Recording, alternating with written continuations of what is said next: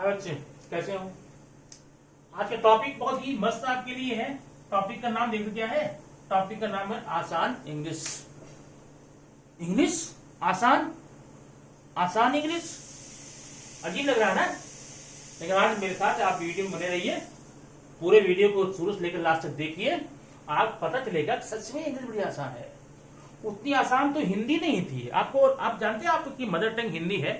हिंदी को सीखने के लिए तीन चार वर्ड्स आपने लगाया था ना, LKG, UKG, फर्स्ट सेकंड, तब जाकर के आपको ढेर सारे इंग्लिश के अच्छे अच्छे सेंटेंस हिंदी के आए थे।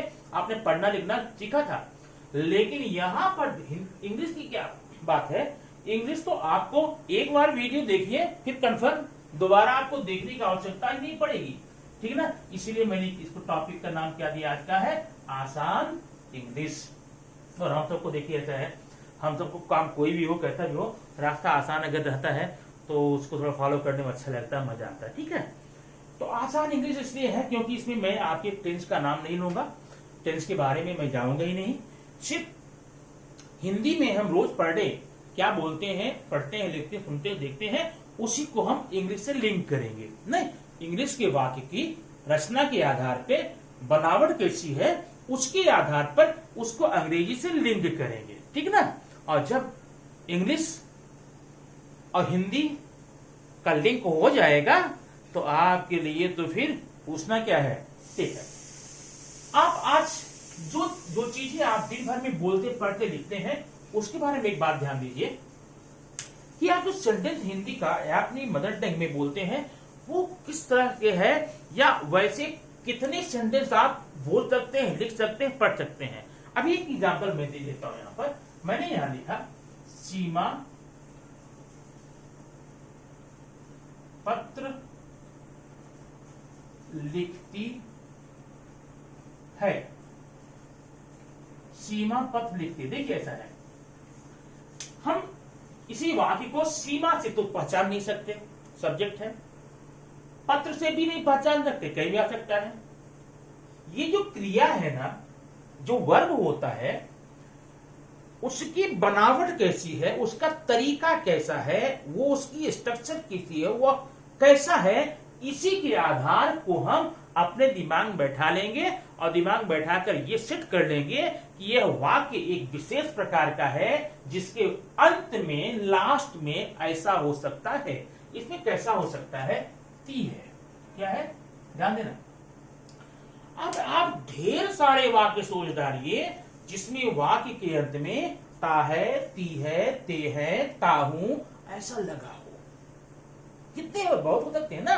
मम्मी खाना बनाती है, नहीं, पक्षियां चहचहाती हैं, शेर घास नहीं खाता है, क्या कुत्ते रात में भौंकते हैं, क्या चंद्रमा दिन में चमकता है, क्या सूर्य रात में निकलता है, सूर्य शाम के समय कहां डूबता है, डूबता है, नहीं, लड़कियां रोज किधर जाती हैं, तुम मुझे क्यों सताते हो, नहीं, पानी शाम को क्यों नहीं आता है, बंदर पेड़ पर नहीं चढ़ते हैं, नहीं, पक्षियां रात में नहीं सोती हैं, मछलियां नदी में तैरती हैं। तो जितने भी वाक्य हमने बोले हैं सबके लास्ट में अगर आप देखिए तो ये आपको मिला हुआ है। नहीं, अब आपके आज की वीडियो में सिर्फ इतने पे ही हम रहेंगे, इसी को प्रैक्टिस करेंगे और इसी में हम देखेंगे कितना बोल सकते हैं। आपने देखिए एक बात और है, अगर आपने इसको फॉलो किया और फॉलो कर ले तो जो नेक्स्ट वीडियो हमारा आएगा ना, इससे संबंधित इंग्लिश बोलने लिखने समझने के लिए, वह इससे आसान रहेगा, उसमें इतना वक्त नहीं लगेगा, उसमें इतना टाइम नहीं जाएगा, आपको उतना ज्यादा स्ट्रेस लेना नहीं पड़ेगा, ठीक। तो हमने जो वाक्य लिया है लास्ट में है क्या है, टी है, मतलब हम ऐसे वाक्य लेने वाले हैं, टेंस का नाम मत लेना, ठीक ना। आज हम ऐसे वाक्य लेने वाले हैं जिन वाक्यों के अंत में ता है, ती है, ते है, ताहू ये सब लगा रहेगा, नहीं। अब उसी पे आज हम थोड़ा सा रिसर्च करेंगे क्या कर सकते हैं, ठीक। अब देखिए ये वाक्य है सीमा पत्र लिखती है। अब आगे जाने के पहले जरा देखिए जो हिंदी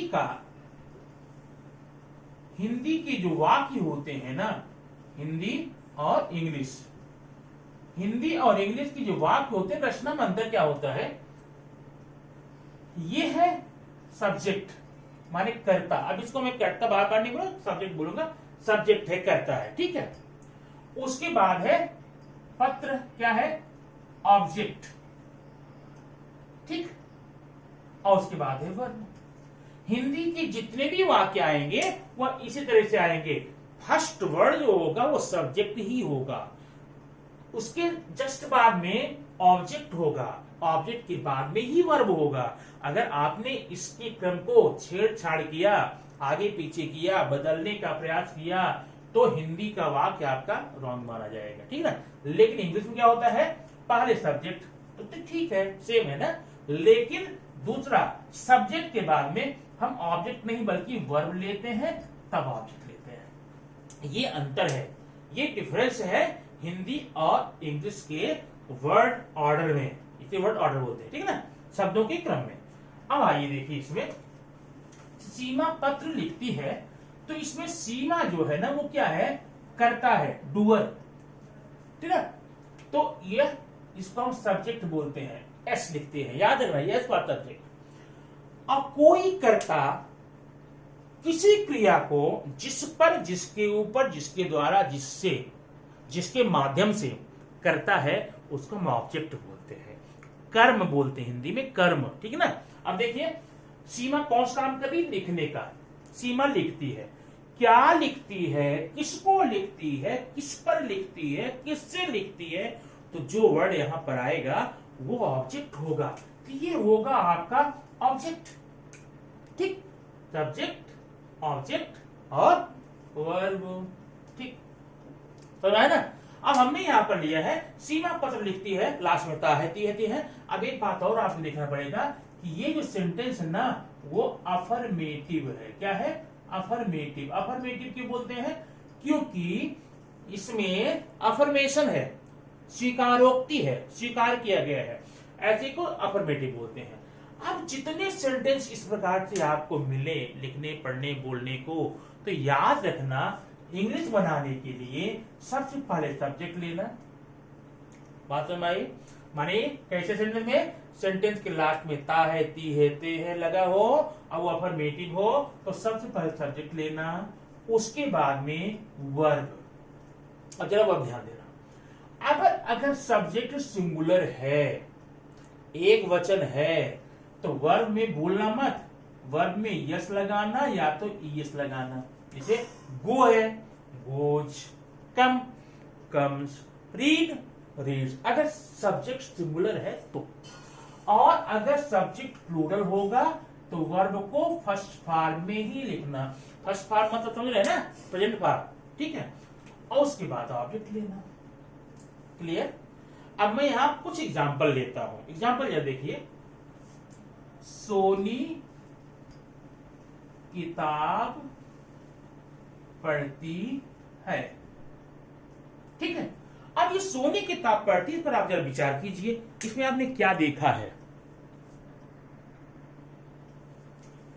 तो देखा सोनी पढ़ती है। अब आगे जितने सेंटेंस आप देखिए सब अफर्मेटिव में, सोनी पढ़ती है, राहुल बुलाता है।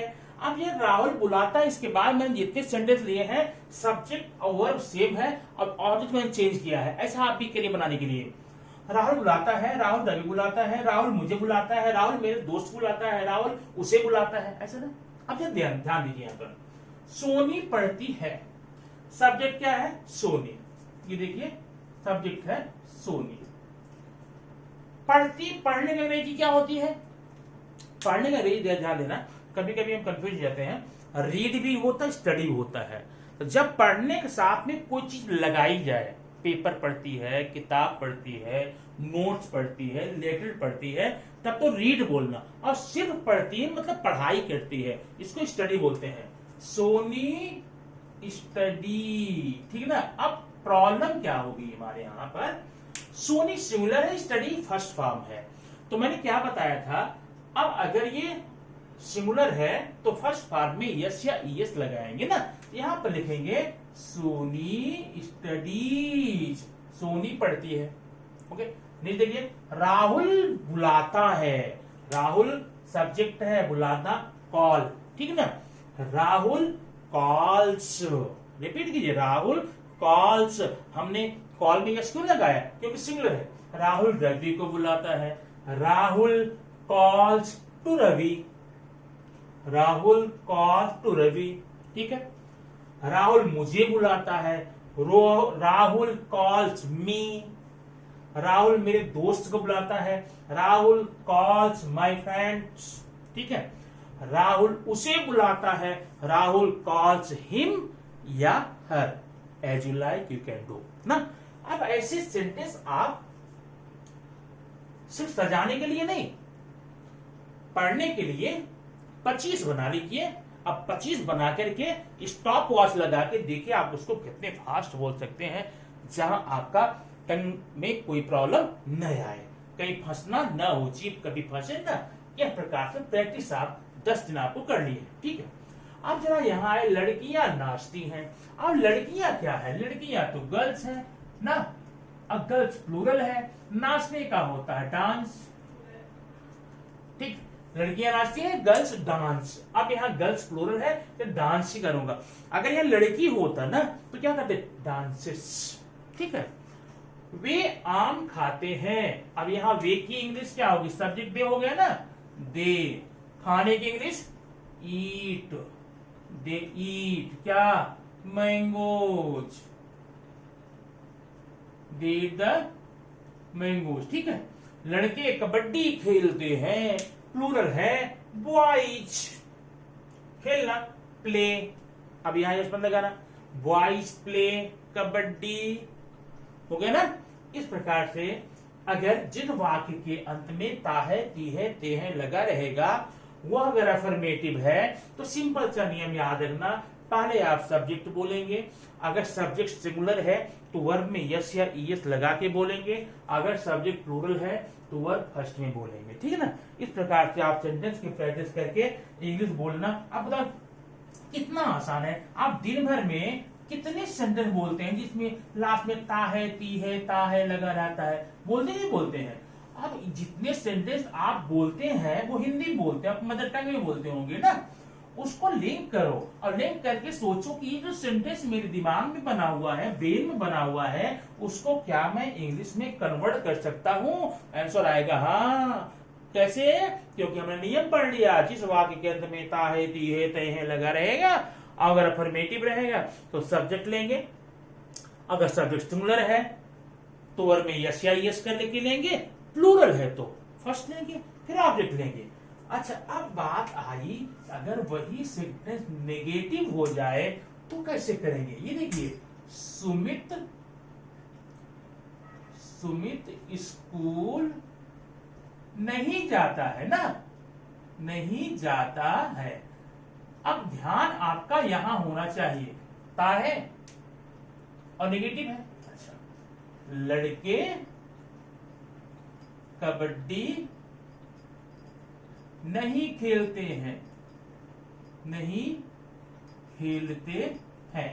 ये 2 सेंटेंस हमने लिया आपके लिए और ढेर सारे सेंटेंस आप बनाएंगे। अब बताइए क्या चीज इसमें आपने देखा, आपने ये देखा कि ता है, ते है, ये लगा हुआ है, मतलब जिस कैटेगरी हम लोगों ने शुरू किया था उसी में भी चल रहे हैं, वो लाइन वही है।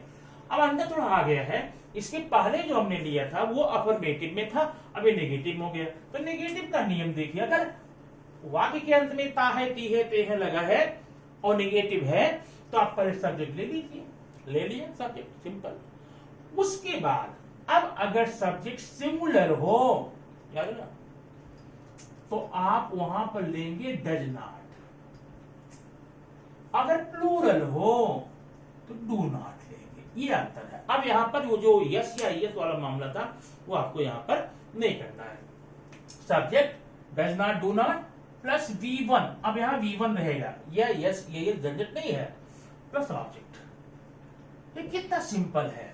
अब सिंपल है, आपको लिंक करना पड़ेगा।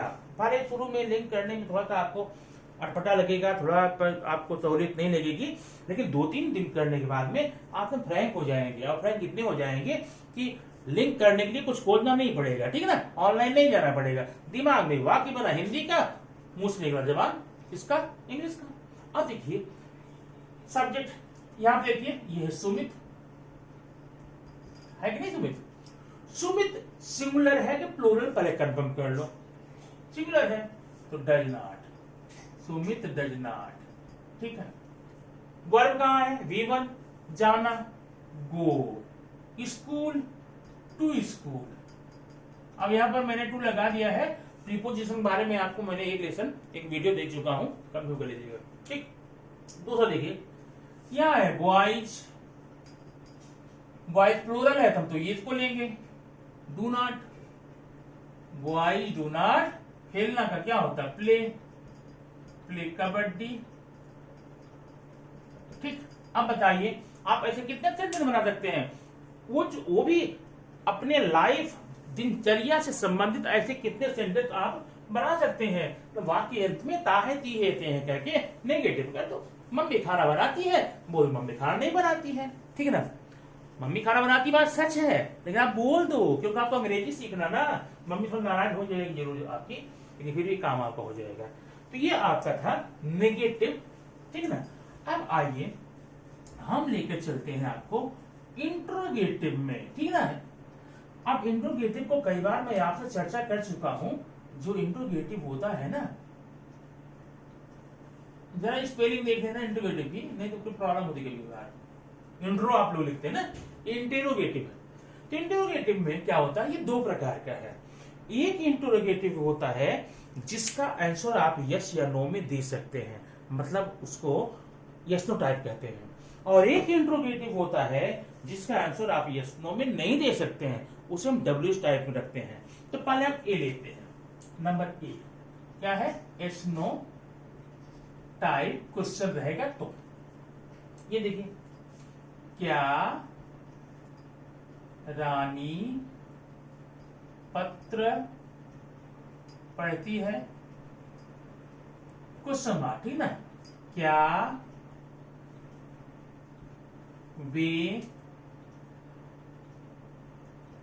घास खाते हैं?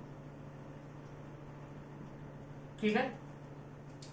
अब ध्यान देना, यस नो टाइप विशेषता होती है, देखकर समझ ले जाएंगे आप कि इसका आंसर यस या नो में दे सकते हैं। तो क्या रानी पत्र लिखती है, पढ़ती है? हाँ, नहीं, जो भी हो आपका देख लो।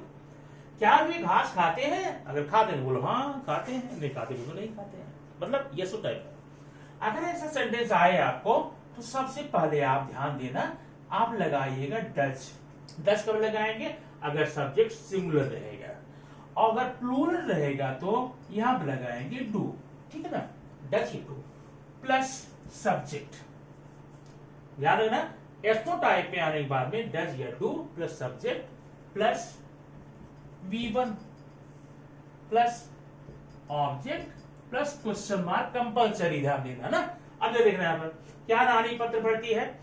पहली बात सीरीज वही है, ताहती हेते हैं, ये हो गया इंट्रोगेटिव एस नो टाइप का।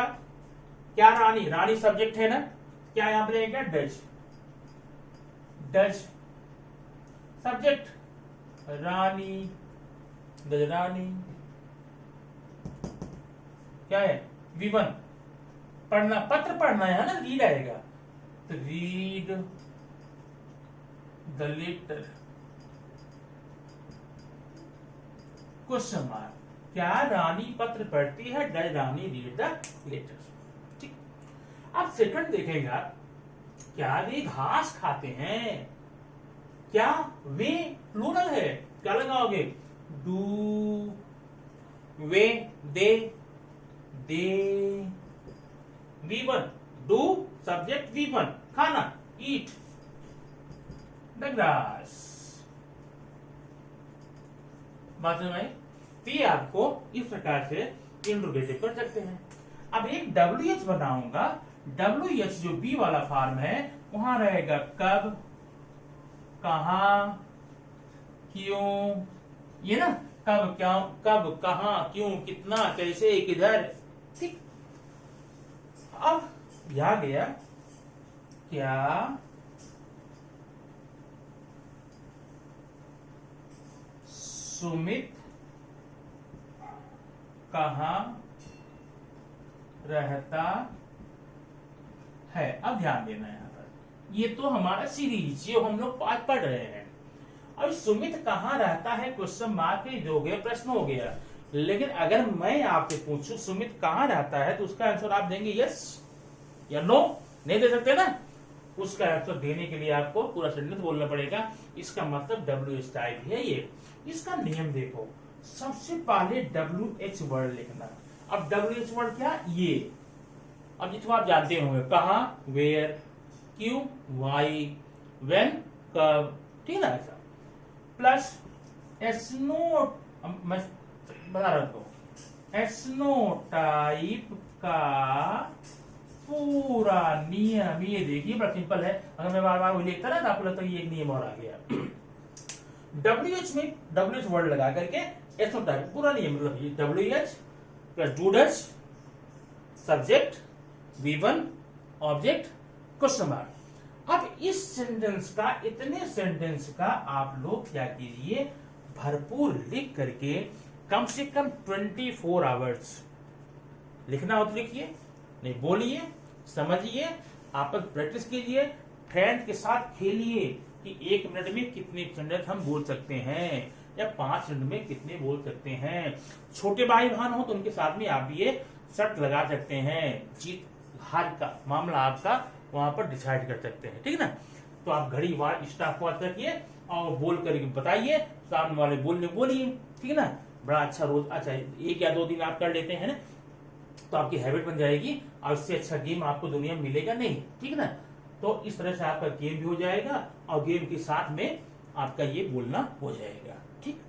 तो 24 आवर्स बाद हम फिर मिलेंगे और फिर मिलेंगे, लेकिन ये वीडियो देख करके आप मुझे बताएंगे कि आपको ये कितना समझ में आया और आपने कितना फॉलो किया और कितना आनंद मिला इसमें।